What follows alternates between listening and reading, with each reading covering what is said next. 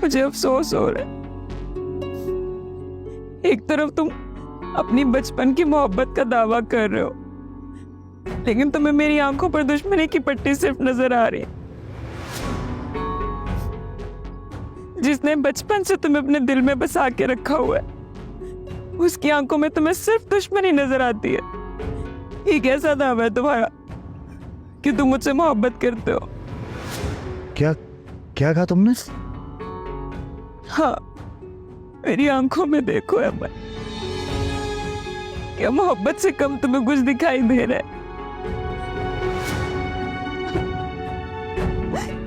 ये जो सैलाब बन के बह रहा है ना, ये नफरत की आग नहीं है सच्ची, ये मोहब्बत का अमृत है जो बचपन से मुझे खाया जा रहा है। तुमने मुझे पहले क्यों नहीं बताया?